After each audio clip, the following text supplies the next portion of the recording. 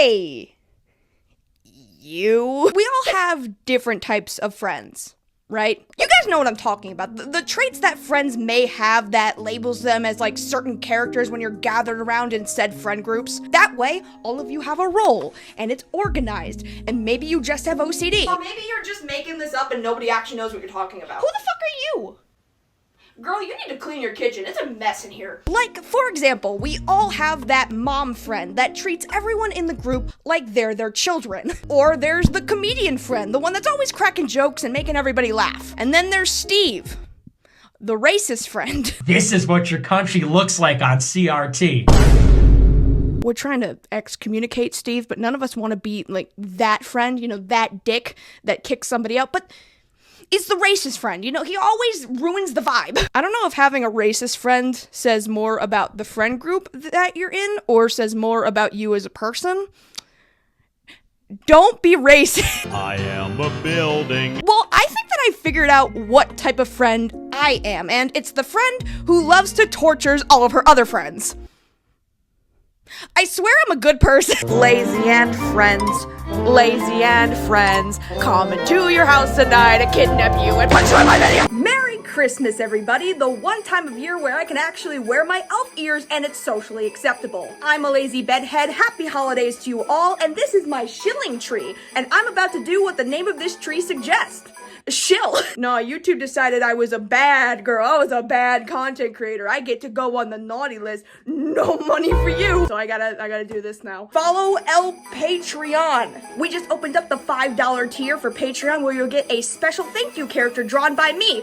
Or I would be saying that if my iPad didn't look like this! Ah! Rip Bozo. Rip Bozo. It's okay, we can laugh about it now. I'm sorry about that. The special thank you, special drawn characters are gonna have to wait until I replace that. But here is the special $5 thank you tier at the beginning of the video, as promised. Special thank you to HoneyFawns, MatryoshkaMark, Springlock Grave, Jon Coleman, Rudie Jazz, RiceMattie, and Gwendolyn Von Holt for your generous $5 donations. Sorry about the character thing. I'll get a new iPad soon, sorry. Also, I have a Cash App. That one is completely optional. You guys don't have to actually send me money if you don't want to. This is only if you don't want to like support me on Patreon, but you still want to send me some financial support, because I need to eat. Also, special thanks to Guro.Seraph on Instagram. And I want to give a very special shout out to the person that helped me create the thumbnail of today's video, Peanut on Instagram. It's me, Lazy Badmouth. Seriously, go support the artists. They helped me when my iPad killed itself, so go support them on their social medias and give them all the love and support. Thank you. Okay, I think I got through everything, so without further ado, let's start today's video.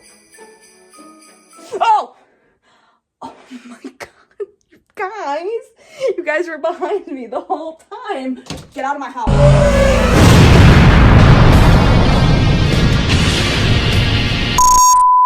Can we just acknowledge for a second how, for what we're talking about, we're actually thematically inclined with our clothes, and I didn't even intend for that to happen. I 100% did, but the fact that you didn't and you have more dino stuff than me. No, it's not even that. I just don't have clothes because all my laundry smells like ass. So this is the only shirt that I did. Laundry? Especially when, like, we have, like, a laundry thing here, but it's, like, $1.25 per run, and I'm like, I'm not paying $1.25 in quarters. Who has quarters? What's a quarter? What's a fucking quarter? When all I have is card. Okay, I'm starting to see an immediate problem with my setup thus far. See, I got this big fancy green screen. And I'm very happy with this purchase. I love that this is here. The problem is that I think the green of this sweater matches this too well. So if it's just a floating head and Santa's cock and balls. Look, it's censored on the sweater. Can I still wear it if it's censored? YouTube's gonna fucking throw a fit. I might have to change. God damn it. Okay, hopefully that's better.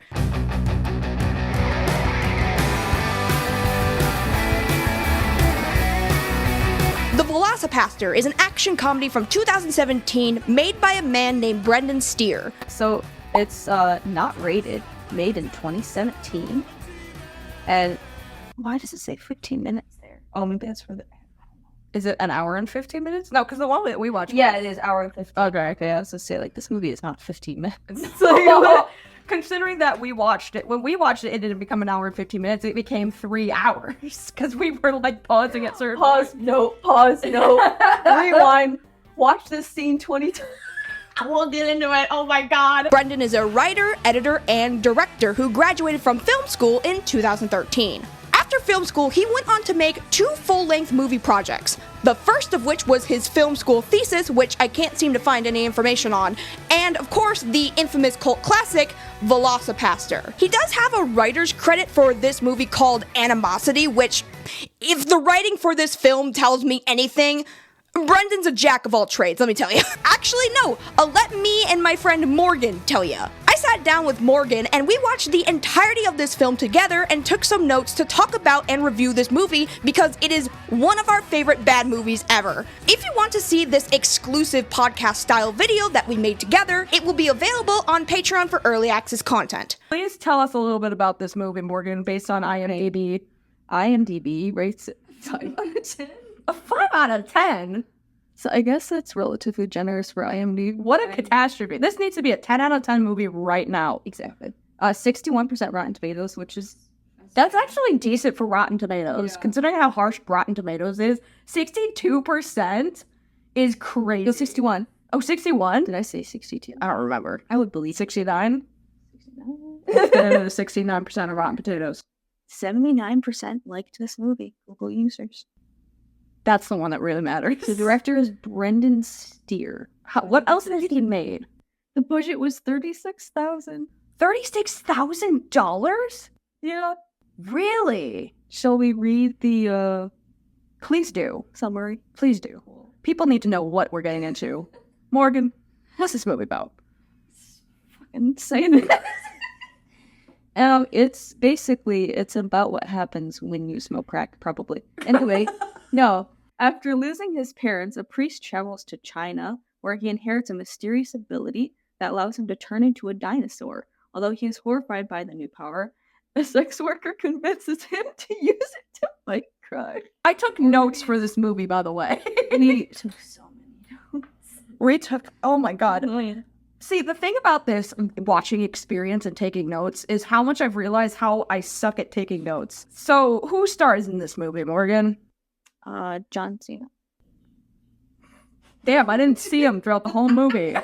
That's the only person in this movie, actually. Real quick. He acts as everybody. Did you know he starred in the Mermaid movie? He did? He was the mermaid. That's incredible. Are you fucking kidding me? Is that serious? I love everything. The universe is a beautiful thing, Morgan.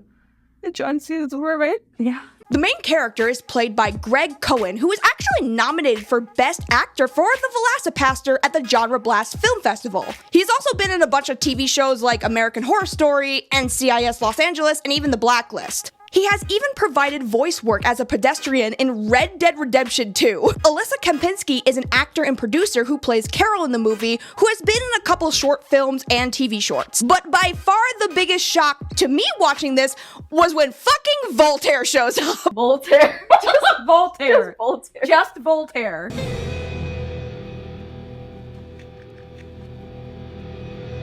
So Voltaire. I call him the Tumblr sexy man because I'm pretty sure he started on Tumblr or some shit. Like, he got really... Honestly, that would check out. He's like the same as like steam-powered giraffes. Like, it's one of those sexy Tumblr...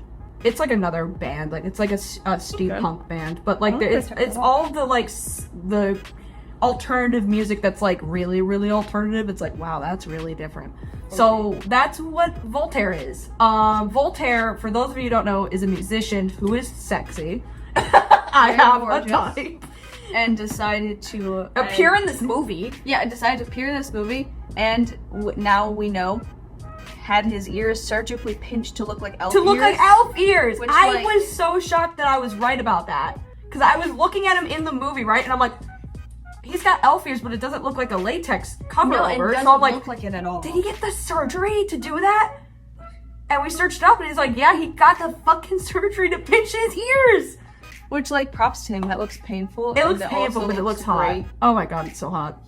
He should. Surgery is hot. He was meant to be permanently an elf. Oh my god. Ariello Velter is an alternative singer-songwriter who actually wrote a song for the Cartoon Network classic, The Grim Adventures of Billy and Mandy. He's a leading figurehead in the dark cabaret music genre and popularized the genre within the goth and steampunk circles on Tumblr alongside Steam-Powered Giraffe. Voltaire is basically the sexy Tumblr man of this movie. And me and Morgan love him. And with the highly anticipated VelociPastor 2 coming sometime next year, hopefully, I wanted to make a video talking about the VelociPastor because I love it, Morgan loves it, and we love talking about it. So for the very first episode of Lazy and Friends, let's review the VelociPastor. So this movie opens up with Pastor Doug Jones. Doug Jones. Actually, before we even get into talking about Doug Jones, we need to mention that this movie was rated X by All Christian Ministries. Right. But wait, there's more. But wait.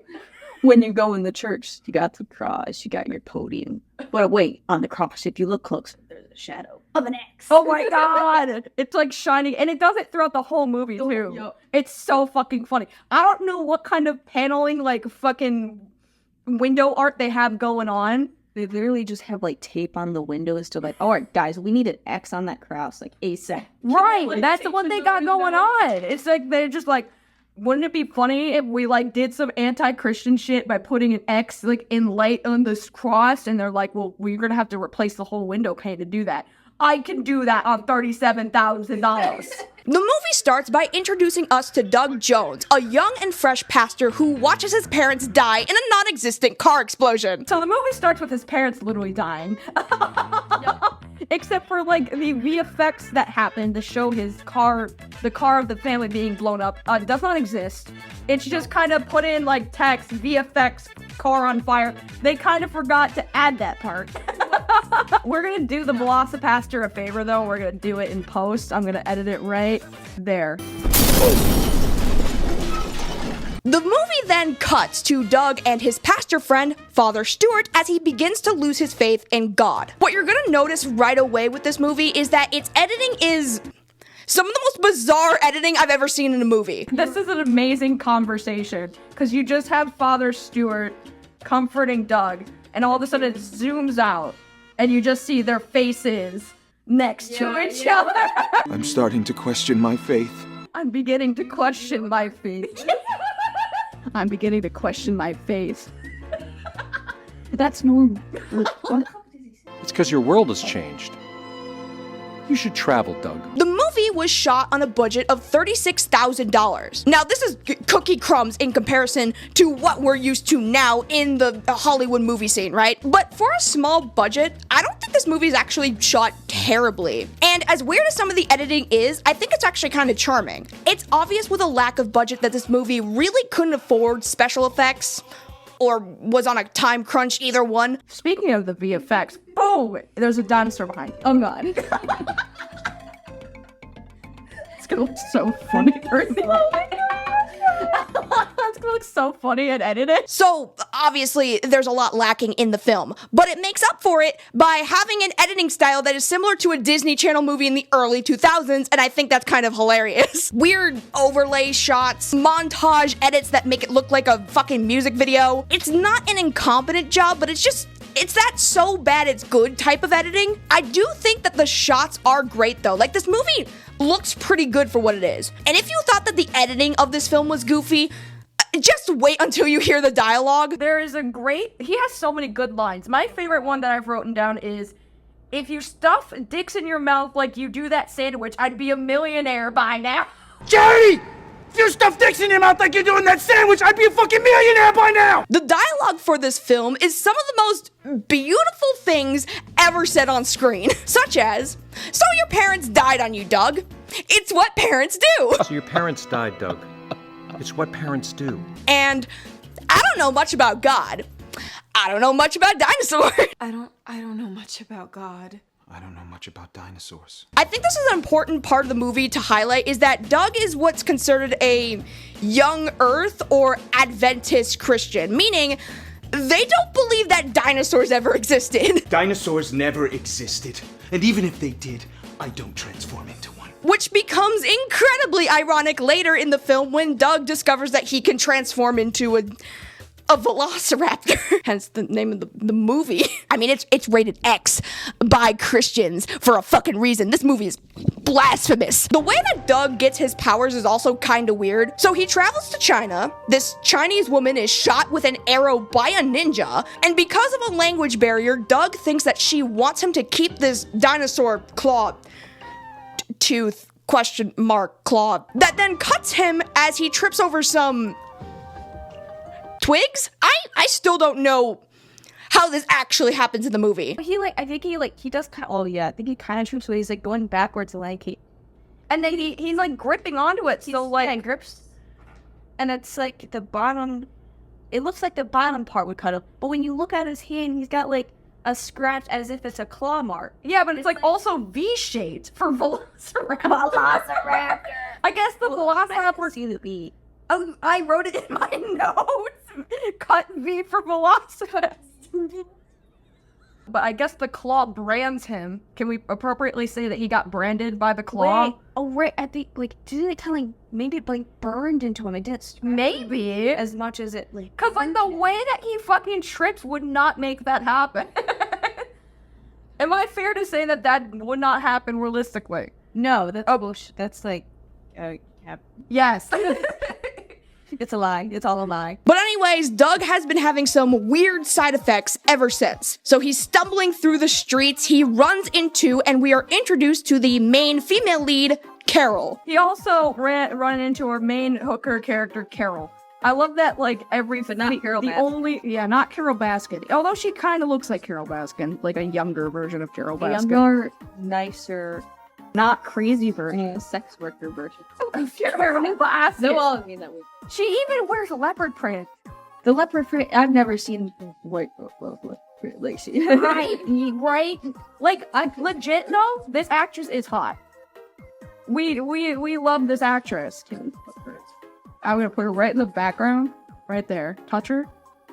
What am I touching?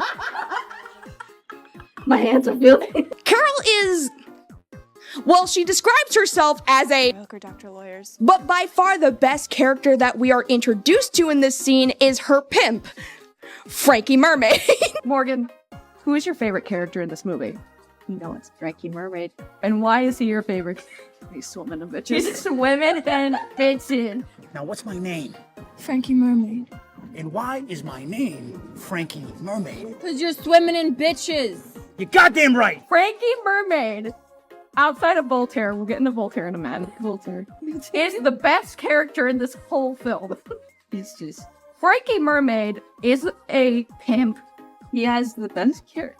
He literally has the best character name. Frankie Mermaid is one of the oddest written characters in this movie. I'm telling you, Frankie Mermaid himself needs a movie because just by himself, because some of the shit he says is so meme worthy. It is like Neil Breen levels. I can't believe you committed suicide.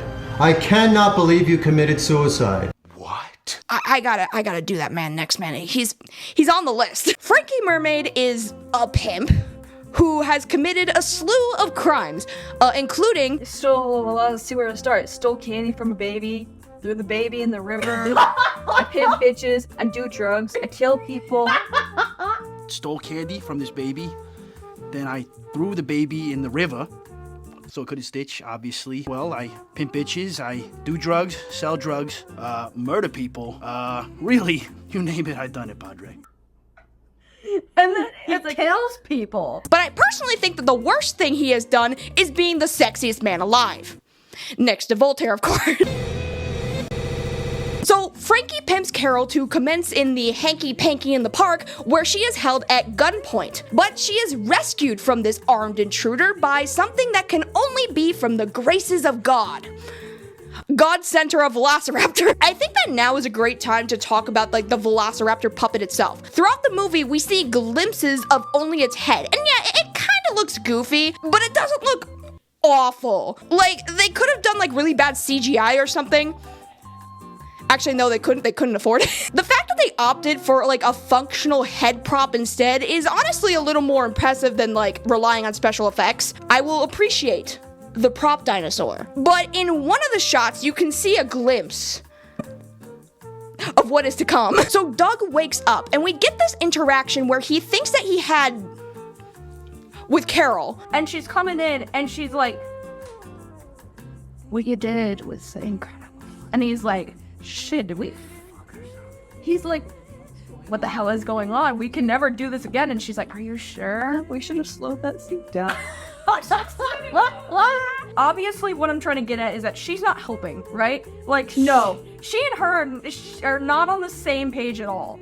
These two are not. They're in two different universes. They fucked. She's like, you just turned into a dinosaur, but I'm gonna make it sexy. Oh my god, dinosaurs are very cute. They are, though. Seriously. And at this point in the moment, I have pissed cake questioning, because she at one point said, yeah, it was my first time. I kind of peed. Oh yeah, that's right. I think I peed. I was very scared. I think I even peed myself. And so now he's like, questioning himself. He's like, what the fuck did I do? Dude, okay, if someone said that to me, my instinct would be like, really? Did I clean myself at least? Am I cleanly? My water sports, you know what I mean? And when she specifies what she's actually talking about, it's not like it's any less insane. The time you turned into a dinosaur and ate someone.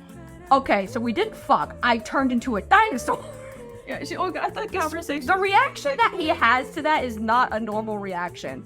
You know what kind of reaction I would have if someone said, no, I didn't fuck you, but you did turn into a dinosaur? It would not be, what? What? It would be, girl, you fucking crazy. So we had sex and you're on crack. Okay. What? How? So to prove that he turned into a dinosaur, Carol decides to take him to the body that he ate. But he needs clothes. He does need clothes. And he's in a dress now, which is the funniest thing. A Velma orange jumper or some, yeah. It's a dress, but it's like Velma orange. It's kind of hot, I'm not gonna lie. Yeah, it's solid. He makes that pussy pop. It's pretty good. He needs just like a pair of heels and like a high-up hairdo. He's a fucking hot drag queen, let me tell you. Velma edition. Yeah, Velma Dinkley drag queen. Morgan, let's just establish this immediately. These people have just met. One of them thought that they had sex. And they're realizing, no, we didn't. But the first thing this bitch is telling him after they both discovered that he could turn into a dinosaur is literally just like, let's kill people. She's like, dude, bad people. Yeah. I only know him for like, what, like, that's gotta be like, midday. No, it was at night. Yeah, they met each other at night. This girl, not even 24 hours. It hasn't even been 24 hours, and this girl's already like, let's kill people.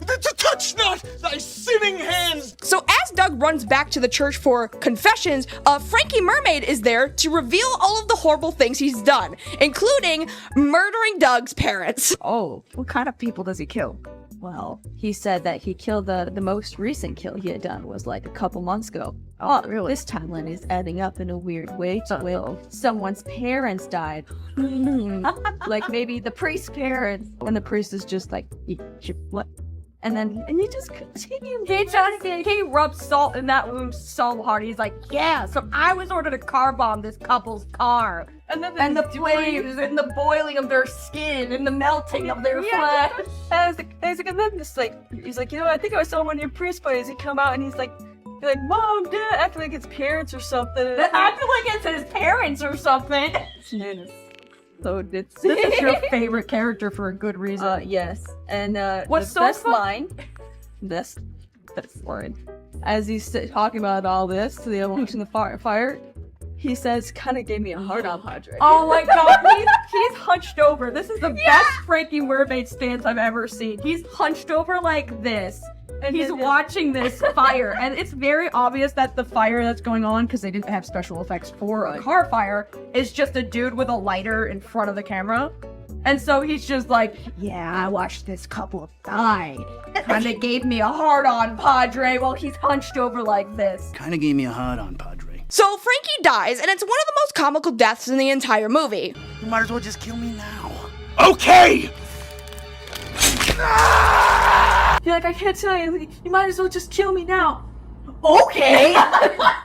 You might as well just kill me now. Okay. Okay, this is response to Frankie Murray's telling the priest to kill him now. This movie has some of the best dialogue I've ever seen in my entire life. To be fair, you gotta respect a man who gets straight to the point. Yeah, like, you know what? Kill me. Fine. Okay.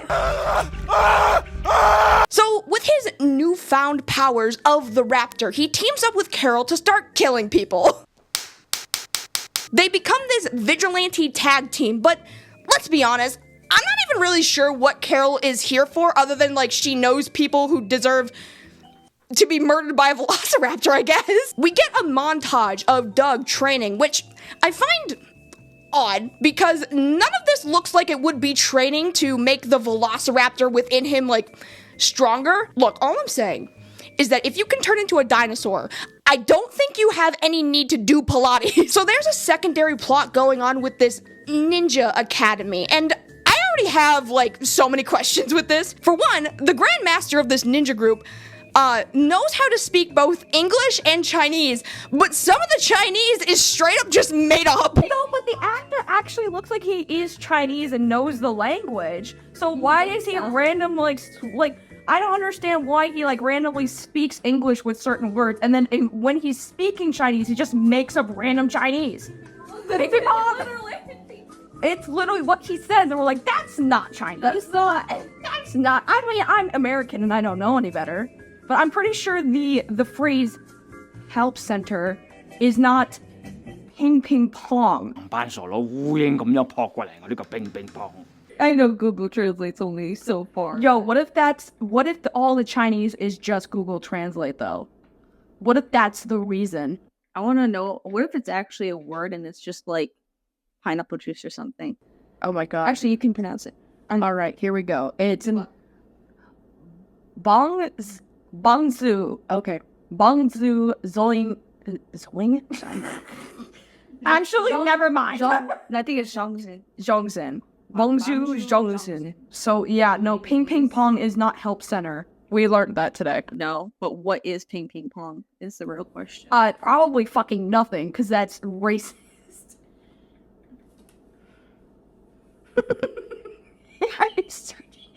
It means nothing. However, ping, but on its own with like a dash on over, it means flat. So He's just saying, let's give it flat pong.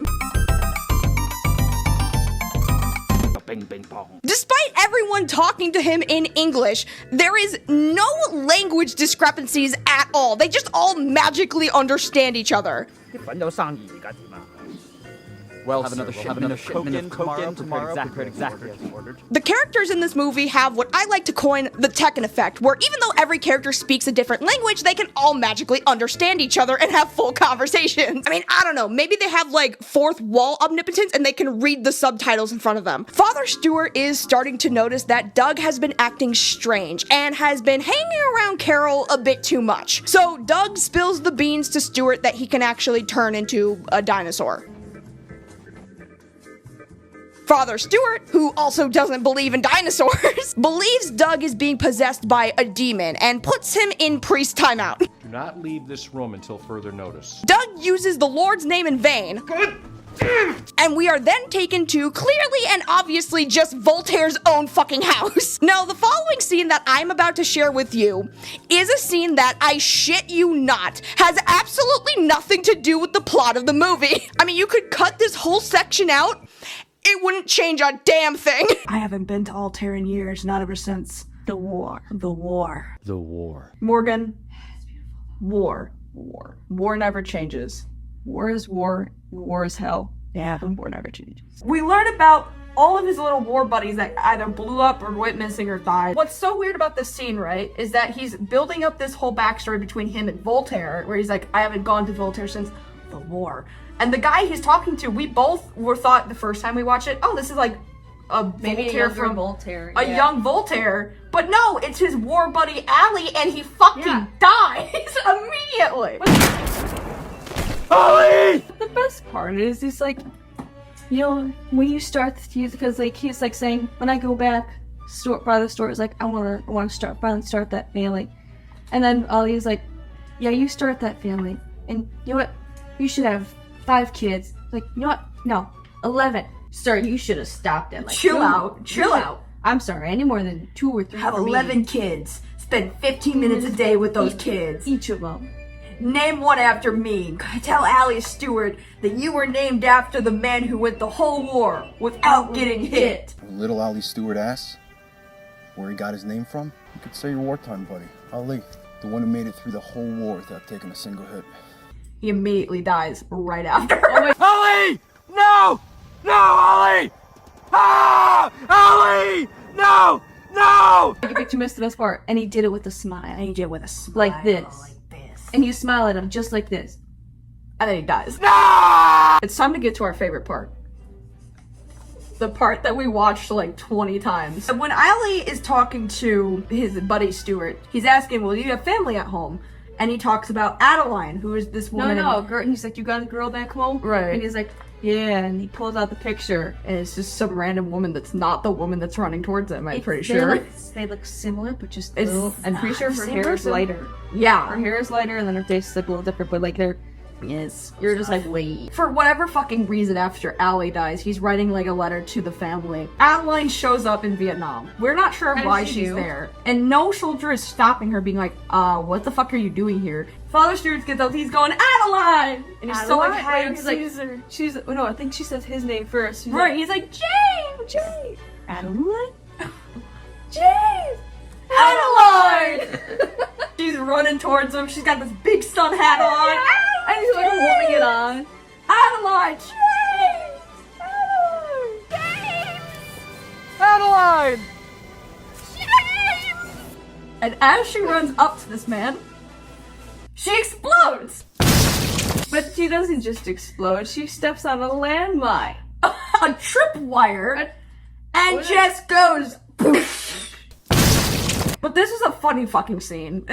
Morgan, this is the scene we watched over and over and over again. At high speeds. High speed and slow speed. It was so And then the fun. best part afterwards, I don't think we can do anything for now. She's too far gone. Oh, too far gone! Sir, she's all over his face! I don't think we can do anything for her now. She's too far gone.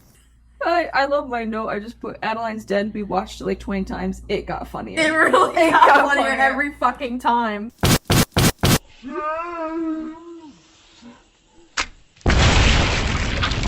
I also got the line was like, losing Adeline was a blow I didn't recover from, and I responded with, neither did she. Losing Adeline was a blow I didn't recover from. So we get to the seance at Voltaire's house, because this is clearly filmed in his home. Yes. As they're doing the seance, as Voltaire is literally acting like himself. Are you feeling anything? The pastor's transforming. He's going, I feel anxiety. And he's like, that's normal. Another dino period outburst. Another dino period outburst. Feels a little hot in here. As he transforms halfway, kind of. Like, he's got the he's got, arms like, and the eyes and, like, the Sharpie teeth. He rips out Father Stewart's eye. We thought he died. Oh yeah, they make you think he's dead. Yeah, he's like dead for like 20 minutes of the movie, but it turns out he's alive and just doesn't have an eye anymore. But we've also got the fact when he does transform him halfway to a dinosaur riptide, he's got like gremlin hands. Oh, he really do got gremlin hands though. And then Voltaire's just over here like, what have I done? Oh yes, I forgot about that! He's like, the demons of hell have been unleashed on Earth. What have I done? Now the hounds of hell are truly loose. What have I done?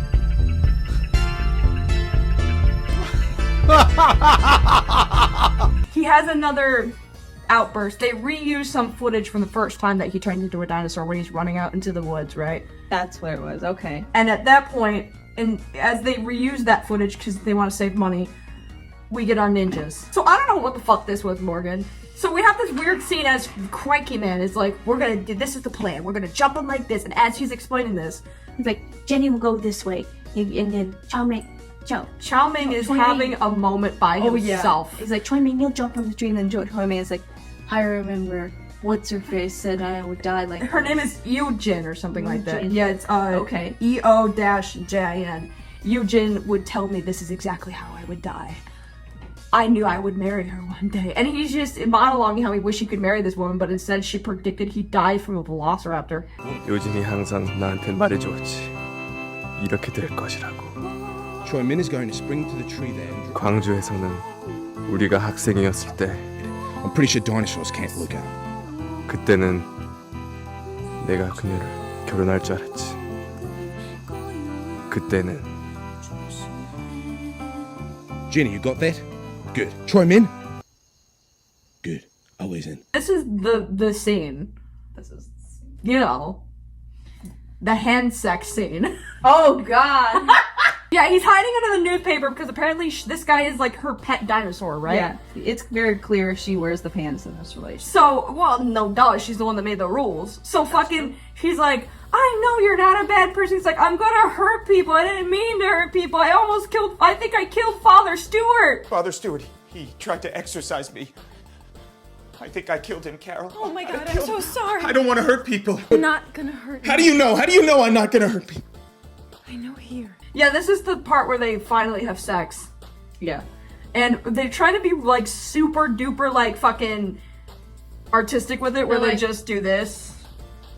I mean, they do have scenes like in the movie where they are actually making out, Yeah. right? And they're like in their like, And he's like underwear, and it's obvious that it's gonna get to that point. But when it gets to that point, it's just and then like, you know, on the eating. face, like, oh wait, you also have the enemies in the background just meditating as they fuck. I guess you could say that Doug likes his women like he likes fossils.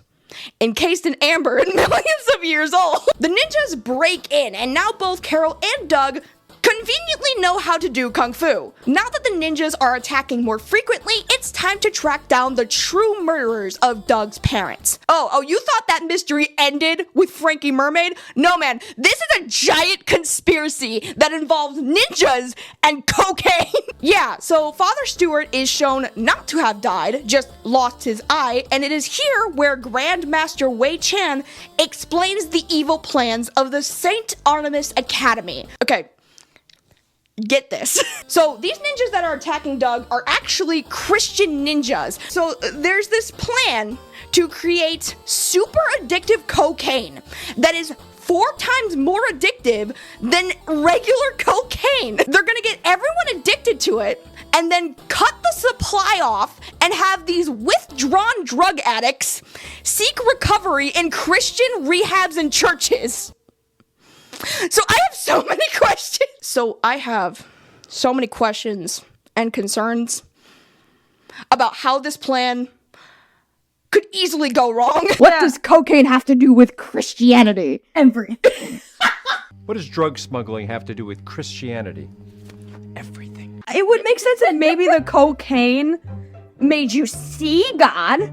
Well, but drugs can do that. It can do that, but also at the They can, you know, I mean, they can use mushrooms for that if they But want their to. plan to convert people to Christianity is basically make them into cocaine addicts. And make them desperate. And make them desperate enough to a place to go, so all they'll go to is the help centers, which is just the church, and then they'll be converted because they're high on cocaine? But there's not...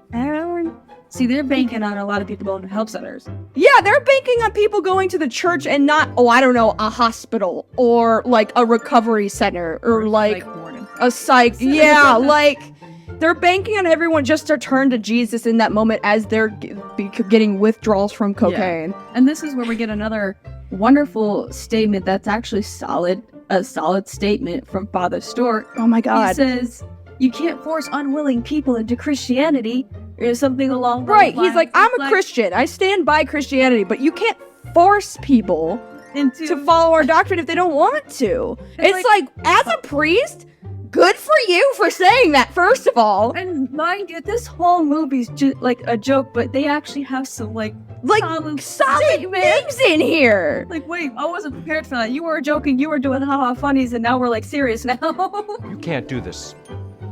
The Christian faith is what I believe with all my heart, but you cannot forcibly convert the unwilling. But anyways, it doesn't matter because stupid plan aside, it's time for the fight scene of the movie. They find the hideout, and we get to the plot twist of the movie that this main ninja assistant to the Grandmaster is Doug's brother. Still don't recognize me, do you? Wait, that voice.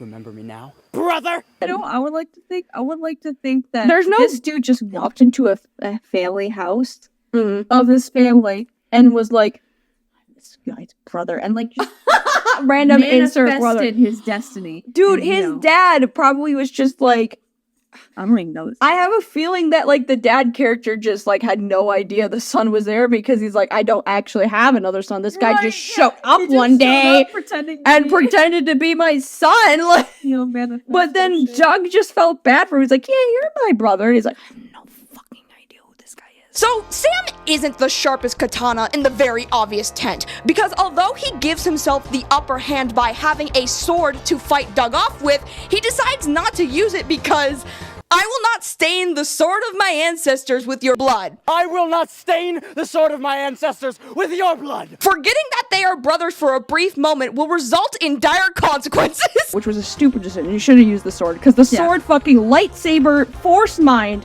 into Doug's hand. He's like, they're my ancestors too. Yeah, You did not think that through. So he was just like, hey, dumbass, you're my brother. They're my ancestors too. So the sword also is my family sword. Carol is holding up on her own fairly well up until this big ninja guy shows up and kills her. Just wait. So this is the big reveal of the movie that I have been dying to get to. So remember how I said that the dinosaur that they show in the movie isn't terrible looking, but you can slightly tell that it's kind of off in the darkness? Well, this is what's so off about it.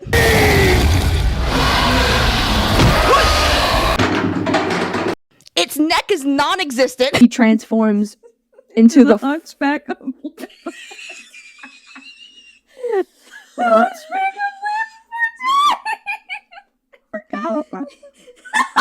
See, you wrote the better one of the jokes during our commentary. I wrote dinosaur with scoliosis, but Hunchback Before the Land of Poor Time was you did the last bit. I did like Hunchback of Dinos or something. Yeah, and you said Hunchback of Land Before Time, and I'm like, that's even the better. We should make Hunchback of the Land Before Time merchandise. Would you wear that shirt? Oh, good. I'd wear it to work, and I Good. would be proud of it. But yeah, no, this whole dinosaur costume is literally just a man in like a suit. in the suit, but his head is sticking out right where underneath his head is. So it looks like the man has like a lump right here. Yeah, so you got like head and then like lump. Yeah, and then dino. yeah. But then you get the best part. Yeah, well, there's a lot. There's I a can't lot say of the wonderful best. parts You got the, about like, this the costume. low, like his crotch is dragging on the ground. Yeah, like his whole like stomach, it's just dragging where his crotch is. Yeah, and it's you can see the hole where he probably goes. Oh up my in the god, yeah, costume. because you go up through the butthole of this thing. Because there's a clear opening in between his legs. And then it's like I didn't realize until you said this, but he literally has to use He's his literally arms just using his arms to open open and close- close this yeah. mouth of the dinosaur as he's in this costume he can't see in. So he's running around in this costume trying to beat up enemies with his tail. And the enemies are literally just kind of sort of kicking at him, but they're not making they're contact like, at all. doggy paddling. Doggy paddling and at then one him. goes down, and then he falls down, and the tail gets the guy in the dick. He takes a tail to the dick. It's Tail to bad. the crotch. That in that Rough scene where he time. falls over, that was literally like not planned at all. Cause like this dude, Oh yeah, it literally cuts to the next scene of him being back up again. So I was like, nah, that guy There's no totally way. fell over, could not get back up. So they had to stop the scene, get him back up. Let's curl his butthole. Yeah, make him crawl through the butthole again. The dinosaur costume's amazing. That's what we're trying to say. So Doug is shot with an arrow and it magically turns him back into a human. So up until this moment, given the insert special effects thing at the very beginning and the weird plot with the ninjas and the priest and Voltaire and Frankie Mermaid and that, I thought this movie was trying to be a genuine attempt at an action comedy movie and it was just failing miserably. But it still has like a ton of heart, so I can't like fault a bad attempt, right? But it was this last death scene that made me understand what they were trying to do. I swear to God, I cannot write this even if I tried. So Wei-chan is choked out by Doug with his dinosaur claw hand. It rips off this mannequin head clean off. And in this moment, we're given a Gandhi quote. He rips the priest's head off with his dinosaur claws. He's screaming, and there's blood everywhere. And the movie stops to give us a Gandhi quote in the middle of this man I forgot about that. ripping his head off. Oh, yeah. The quote is, "Only through the elimination of violence will we finally be able to achieve world peace." But this is also in the middle of him ripping a head off. He's got like This blood all movie over his knew face. what it was doing. There ain't no fucking way it did this unironically. You see, they saw this scene and they're like, guys, I think we this is a have little some too possibilities violent. here. Let's make it. That's not a Gandhi quote. That is a Gandhi quote. I don't even think it's a Gandhi quote. I don't believe Gandhi ever said that. After watching all of the blood and violence and killing people and ninjas in this movie, it decides to throw in a quote about being non-violent and peaceful. They knew what they were doing. They knew what they were doing with this movie. You can't convince me they didn't. This movie is an experience. The movie ends with Carol actually being okay, and in case you needed reassurance that she is okay, the movie actually tells you. No joke, it spells it out for you. She is okay. Thanks, movie. I couldn't tell with her, being alive. I found a sample, and I believe it was posted to the official movie page for the VelociPastor on Twitter. And it is the final scene of this movie. I shit you not, this is what it says. "There's a $1 billion bounty on your head, Doug Jones. What are you gonna do now?" Doug smiles. "What I do best." They make out. Damn, I'm good. The end. I love this movie. I think what I love most about this movie is just how much heart is in it. It's not the best movie in the world. It's silly and has a small budget. But what they ended up making was genuinely so bad, it's good. Everyone from the cast, the crew, behind the scenes, they all stand by and are proud to be a part of this movie. The VelociPastor 2 dropped an official trailer, and everyone is coming back for the second film. And I think that's a big reason why people love watching bad movies. It's not that these movies are like fun to poke at and they're low-hanging fruit.